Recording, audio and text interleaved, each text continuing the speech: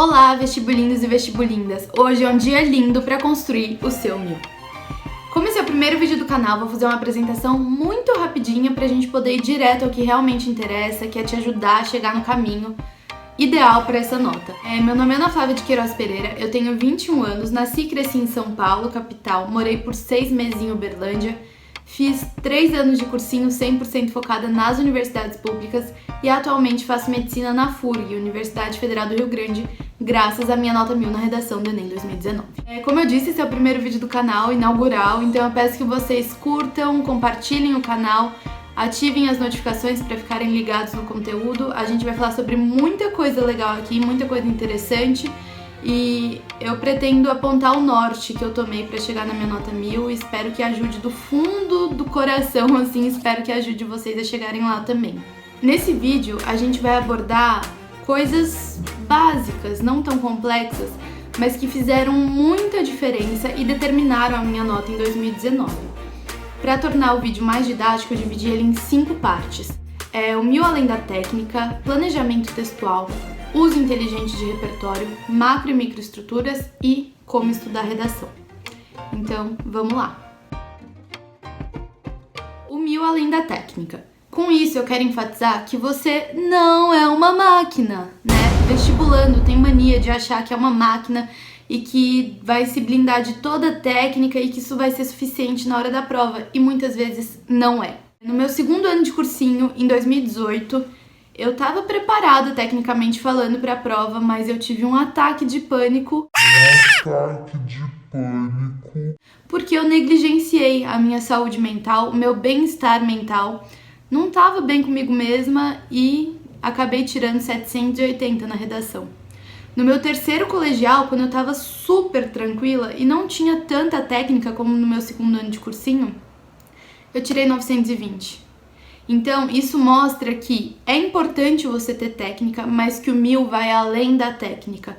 O 1000 também é influenciado pelo seu psicológico na hora da prova. Aproveita que ainda dá tempo, eu precisava muito falar isso pra vocês, porque realmente faz diferença.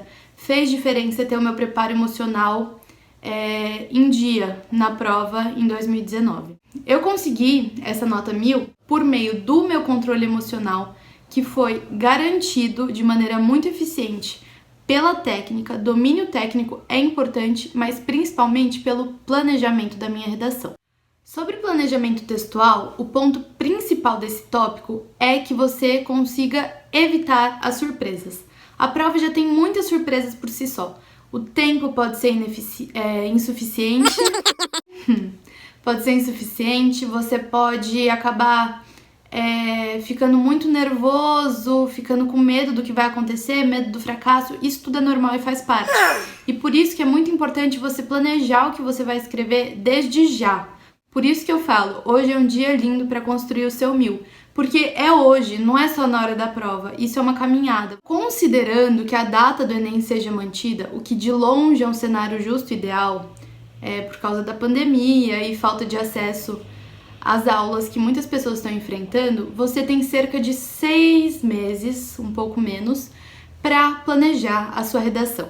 Isso mesmo, planejar a sua redação, que vai ser feita lá em novembro, agora. O tema do Enem, ele é imprevisível, a gente não sabe o que vai cair, não tem como prever, tem muitas possibilidades. Mas eu tenho uma certeza e você tem que ficar muito seguro com isso. O tema do Enem, pelo histórico dos temas...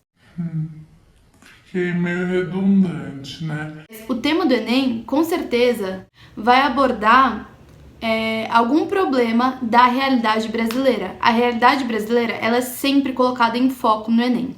Pode ser que apareça algum direito que não está sendo cumprido de maneira correta, por causas culturais, por ineficiência estatal, por interesses mercadológicos, e essas são inclusive 3 possíveis teses muito boas que a gente pode usar na redação. E a gente vai falar em outros vídeos mais sobre isso. Não fica decorando 1001 citações, tem muito vestibulando e professores inclusive que recomendam isso. Eu, assim, não aconselho mesmo, porque como vestibulando você tem muita coisa para decorar, você tem fórmulas para decorar, tem coisa que é inevitável que você vai ter que decorar. Então não fica tentando decorar citação, filósofo, sociólogo e livro, não sei o que lá, porque muitas vezes isso pode acabar te prejudicando e desviando o foco da sua redação e tornando ela até muito expositiva, porque você não tem muito contato com aquilo que você está escrevendo. Então, foca na realidade brasileira. Isso é muito importante. Essa foi a estratégia que eu utilizei na minha introdução e deu certo. Também planeje desde já a sua conclusão. Lembra que para cada problema que você aborda na tese, você deve fornecer uma solução na conclusão. E que essa solução, ela deve ter os 5 elementos, sendo eles a agente, a ação, o meio, a finalidade e o detalhamento. Esses 5 elementos são muito importantes para a gente garantir o 200 no último parágrafo, na conclusão. Para ilustrar o que eu falei sobre planejar a introdução e a conclusão, eu tinha isso planejado. É que eu esqueci de falar na outra parte do vídeo, mas então vamos falar agora. A minha introdução tá aqui, eu deixava as lacunas para eu preencher. E a minha conclusão também estava montada, com os conectivos, com as palavras que eu ia usar, deixando lacuna para o tema, para o agente, ação, meio, finalidade, detalhamento. E isso ajudou muito na hora de escrever minhas redações. Então, cria o seu padrão, né? Cria um padrão que torne esse processo de escrita mais fácil. Quando você vai treinando de escrever o mesmo parágrafo padronizado de conclusão e até mesmo a sua introdução, como intertextualidade fixa, isso acaba sendo muito fácil de decorar. Não é como 1000 citações que você fica decorando de diferentes temas, porque é um padrão, é algo repetitivo que você faz com frequência. É natural que você acaba lembrando. Eu consigo facilmente falar, até hoje, a minha introdução da redação e o parágrafo de conclusão. Então, se possível, treine muito e decore. Leve isso pronto para a prova. Deixa para levar mais tempo no seu desenvolvimento, na formatação da sua tese. Agora a gente vai falar um pouco sobre uso inteligente de repertório, que é um tópico que está intimamente relacionado com o último que a gente acabou de conversar. Como eu já disse, é recomendável que você foque um repertório que trate a realidade brasileira. E como eu disse também, foi isso que eu usei na minha redação. Nela eu falei sobre a obra Brasil, uma biografia das historiadoras Lilia Schwartz e Louise Starling, e também sobre o livro Vidas Secas, do Graciliano Ramos. É importante que você esteja familiarizado com o repertório, com tudo que você vai falar e usar no dia. Então, pesquisa, desde já, a gente tem tempo. Vai atrás de pesquisar repertórios E possíveis intertextualidades que sejam inteligentes, que tenham uma abrangência muito grande de temas. Eu anotei alguns nomes de obras e autores para guiar a pesquisa de vocês, mas aí vocês ficam livres para pesquisar o que vocês quiserem, né? E comentem aqui também se vocês acharem mais alguma coisa bacana e interessante. Anotei alguns nomes e obras, como eu disse, né? Milton Santos, Sérgio Buarque de Holanda, que tem a obra Raízes do Brasil, Roberto da Mata, Raimundo Faoro, Casa Grande e Senzala, do Gilberto Freire, Quarto de Despejo, Diário de uma Favelada, da Carolina Maria de Jesus. Artigo 6º da Constituição Federal pode ser usado também como intertextualidade porque ele aborda os direitos sociais.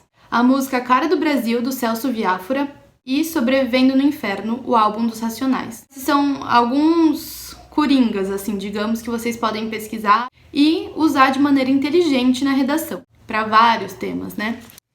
Agora falando um pouco sobre macro e microestruturas da redação, é uma parte mais técnica, mas que ela é importante também. A macroestrutura da redação é aquilo que a gente está acostumado já. Introdução, 2 parágrafos de desenvolvimento e uma conclusão. Isso todo mundo está meio que habituado a fazer. Mas é muito importante focar também na microestrutura, que seria a introdução, o desenvolvimento e a conclusão de cada parágrafo. Cada parágrafo ele tem que estar interligado com os outros, né? Dotado de sentido e estrutura interligada com os outros parágrafos, mas cada parágrafo tem que ter sua própria estrutura e seu próprio sentido também. Isso é muito importante para dar coesão e coerência ao texto. A gente tem 2 possibilidades de estrutura mais genéricas assim para redação. A primeira que eu vou falar foi a que eu usei e a que eu mais recomendo. Ela é muito boa e permite uma estruturação melhor da sua redação. Eu acho que as ideias acabam fluindo assim de maneira mais rápida e mais natural. Na introdução, você vai colocar 2 causas para o problema do seu tema. E aí, cada causa vai ser desenvolvida em um dos parágrafos seguintes de desenvolvimento.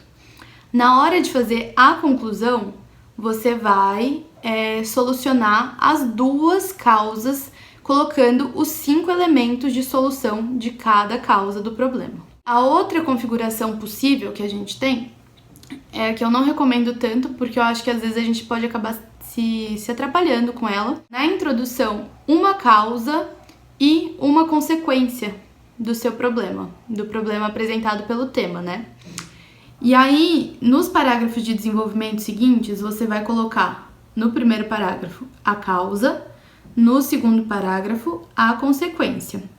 E aí, na hora de fazer a conclusão, essa é a única vantagem que eu vejo nessa possibilidade de estrutura, é que você vai solucionar só uma causa. Afinal, você apresentou só uma causa do problema do tema na introdução. A consequência, se você soluciona a causa, ela se resolve sozinha. Agora chegamos ao nosso último tópico. A gente vai falar um pouco sobre como treinar a redação, como estudar a redação. É muito importante treinar, isso é meio óbvio, né? É importante que você escreva redações, apesar de que eu não fazia isso com tanta frequência. Tinha semana que eu tava afim, tinha semana que eu não tava, mas aí eu compensava na outra semana, assim, escrevendo Mais semanas por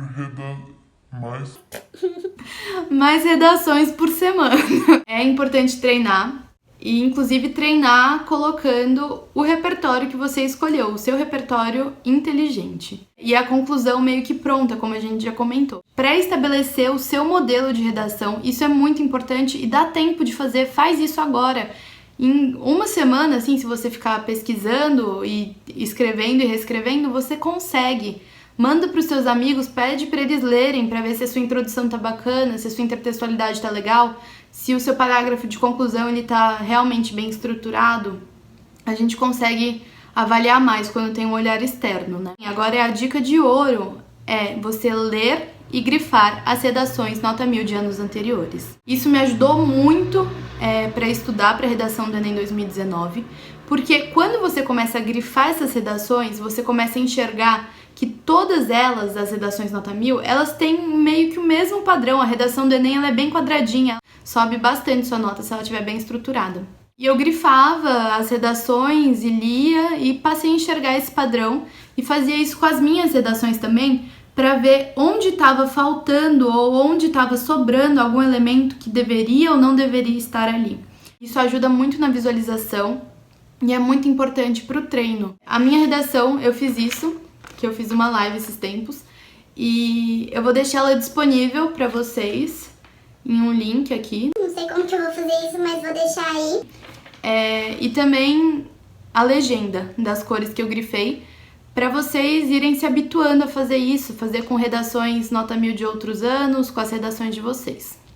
Eu espero do fundo do meu coração que vocês tenham gostado do vídeo e que eu tenha realmente ajudado a esclarecer alguns pontos que foram muito determinantes na minha caminhada e eu espero que sejam determinantes também na caminhada de vocês. Eu fico à disposição para dúvidas, para feedbacks positivos e negativos, tamo aí para isso. Semana que vem eu pretendo postar um vídeo falando sobre as 5 competências. Isso é muito importante, é fundamental, porque não se ganha jogo nenhum não conhecendo as regras. Desconhecendo as regras, né? Então é muito importante mesmo a gente conhecer as regras do jogo que a gente vai jogar lá em novembro. Espero de verdade que tenha ajudado vocês mais uma vez. Conto com a presença de vocês nos próximos vídeos. Curtam, compartilhem com os amigos e vamos fazer essa rede do bem se estender ainda mais. Obrigada pela presença. E é isso. Um beijo, se cuidem.